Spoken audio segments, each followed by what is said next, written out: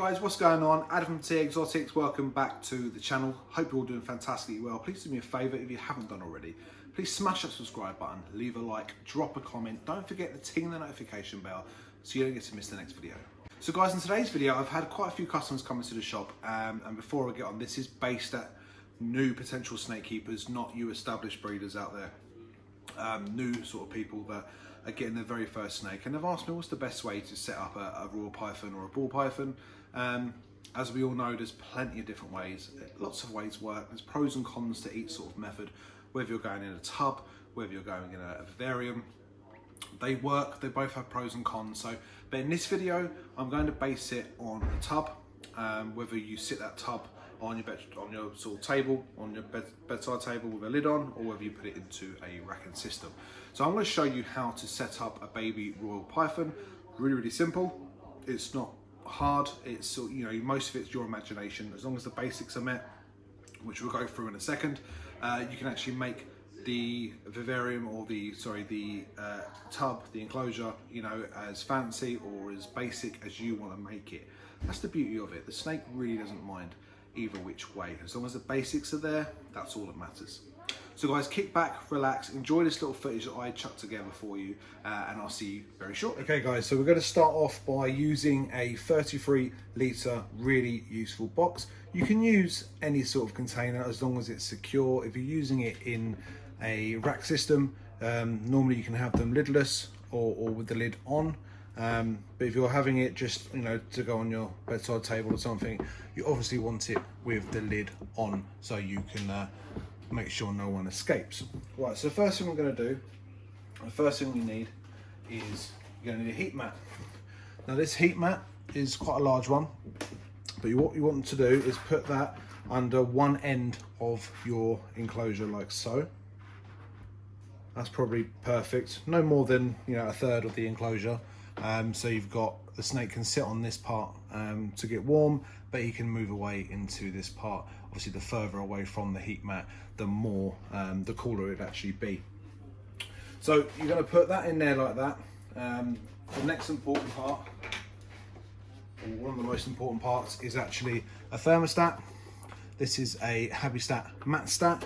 This is very important. What you're going to do with this, this comes with 3 wires. As you can see there, we have a sensor, we have the heater, we have the mains. Now, pretty self-explanatory. The mains is the plug that goes into your actual wall. The heater is what the heat mat plugs into, and that looks like one of those. And then you've got the actual, probably the most important part is the actual probe. Now this is going to tell the thermostat to either give more or less heat. Now that's the only part that's going to be inside the enclosure. So imagine this is all plugged in. You're going to have this bit here. What you want to do is get that on top of the heat mat. You know, you don't want it over here, don't want it over there. You want it on top of the heat mat. But of course you're going to want to sort of secure it down, because, you know, you can't just leave it there, otherwise the snake will no doubt move it, and if it moves it onto the cool end, the thermostat's going to think it's not hot enough and give more power to heat. This bit's going to get really hot. Now you want to secure that probe around there, say in the middle. Lots of ways you can do that. The probably safest way to do it is probably to use some sort of sealant, like an aquarium safe sealant. Some people use tape, although not recommended, because if the tape comes off, then it can cause some pretty nasty injuries trying to peel tape off a snake. So you've got your heat mat in, 1/3 of the enclosure. You've got your probe that you're going to stick down.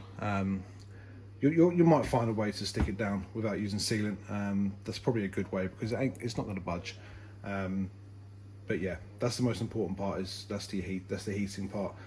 So then after that, you're going to choose the substrate. For this video, I'm choosing Reptichip. So I'm gonna just put some Reptichip in.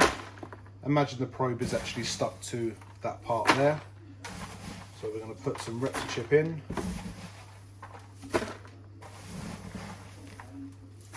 And you can use aspen, you can use sort of orchid bark. There's lots of different substrates that you can use.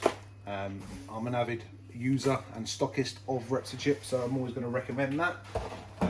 But if you notice though guys, it's not wet, it's quite dry. Obviously these snakes don't come from a wet climate, and the humidity is only really when they're inside their termite mounds and things like that. It's not wet substrate, it's sort of wet air, you know, that's what humidity is at the end of the day. But it's really easy to add sort of water to it, especially when they're shedding, and it will retain that little bit of humidity. So after you've chosen your substrate, you're going to want a nice large water bowl. Excuse the tags. So we can put a nice large water bowl on one corner, maybe like there. Move the tag out of the way, around there. Preferably you're going to want to offer 2 hides, guys. Now I've done that on the wrong side because that's where the heat mat is. So you want your water dish to obviously go on your cool end, and you also want 1 hide to go over the warm end and 1 hide to go over the cool end. So something similar like that. You can use a smaller water bowl, of course, to give more ground room. But that's pretty much a simple setup for a raw python or a ball python, whether you're using it inside a rack system, or whether you're just going to put it on your bedside table and have a lid actually covering this. It does actually have little clips where you can secure a lid, but that's a pretty simple setup. A lot of people ask me how to set up raw pythons, and this is one of the ways I do it. There is, of course, loads of different sort of variations that you can do with tubs and things like that, and it's a massive sort of debate whether this is too small, tubs aren't good enough, vivariums are the best thing for them, etc, etc. Both work equally well. There's pros and cons to both, which I'll explain on another video. I just wanted to show you how I set up a tub setup for royals in this video. But that's pretty much it. You're going to want to keep your water topped up with fresh water. Every day really you want to change that out. You don't want it getting stagnant and stale, and obviously it will help reduce the lime scale marks that you get, so you can keep a nice clean bowl. These are really easy to clean, take out, put them in hot water, scrub them. They're really easy to clean and they look naturalistic, and I think that looks like a pretty cool natural environment for them. You can of course add some fake greens just to make it look a bit prettier, and you can go for different designs of hides, and you can be as creative as you like, but this is just a simple setup. So you've got your heat mat that covers 1/3, your probe is secured on the inside, and your heat mat on the outside. That's very important, guys, that you have the heat mat on the outside underneath it, and then obviously your probe on the inside, so that thermostat knows exactly what temperature that spot is going to be. We don't want it getting too hot, obviously, and then the snake can choose whether to stay warm, and the further he comes along, he will cool down to the cool side, and he can obviously use his water bowl as well. So guys, that's pretty much it. That is a simple tub setup for a royal python or a ball python. Like I say, lots of ways to doing it. We do different ways in the shop. We sell them in faunariums, or we can do them in these tubs as well with the lids on, or we can do them in vivariums. It's completely your choice. I will always recommend this sort of system for a young python, and obviously adults are normally fine to go straight into a vivarium, but a small snake, baby snake, obviously the smaller snake, the smaller you want to go to start off with. Otherwise you will probably have feeding issues, as we all know they're quite finicky feeders at the best of times. So I hope you enjoyed that, guys. Just a really simple way of starting up doing a raw python enclosure. This is obviously based at new people coming to the hobby, customers of mine, not you established breeders out there. But yeah, I hope that helps. I hope that answered a couple of questions from a few people that came into the shop asking me a couple of days ago. So hopefully that goes some way of explaining a few things that I do. Next time I'll try and do it, well, I will do it in a vivarium setup so you can see the difference and see the different electrics that we use. Obviously in a vivarium setup we're going to use an overhead light and like a ceramic bulb, non-light emitting bulb, so it's a bit different type of thermostat and things like that. As you can see, guys, plenty of space for this little royal or ball python. This is a yellow belly or yellow belly stroke gravel pied. This comes from Paul from Urban Constrictors. As you can see, he's probably trying to go and bite me because he's a bit of a feisty one, but you know, the point of the video is, you know, that's a good sized snake to go in that size enclosure. The hides are probably perfect for him. They don't like them too big. They like to be sort of confined within their hide, all parts of their body touching. They don't want it too big, so nice big water bowl. He can fully get into that water bowl, so that will help him with shedding. If he wants a bit more humidity, he can pop himself in that bowl, no problems.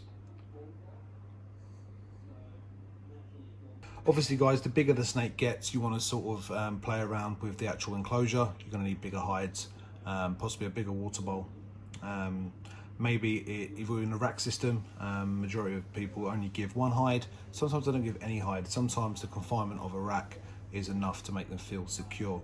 But if you want to go the hide route, you can make the hide a bit bigger and just go one end, and the snake will probably try and bite me. But this hide here, you can centralize it a bit more, make it a little bit bigger. You can actually get rid of that hide there. I'm not putting my fingers too close. And the water bowl can pretty much stay the same. It hasn't got to be so big it fits the snake in all the time. It just needs to be big enough so we can get majority of his body in my opinion anyway. But yeah, a nice simple setup guys, with an absolute stunningly beautiful snake inside it. But yeah, hope you enjoyed that. As what I did forget to mention is another important bit of kit, is a thermometer. Digital ones are the best to go for in my opinion. Where you want to put that comes with a probe similar to the thermostat. If I can dig it out there because it is a brand new one. Where is it? There it is there. So you want that probe stuck to around the same area as your thermostat probe. It's going to be under here. So that will actually tell you the actual temperature of that spot. And that's where your baby snake or your grown on royal or whatever size it may be is going to be spending a lot of time. So you want to make sure that that is at the right temperature. So very important. This is just an Exoterra. There's lots of makes and models out there.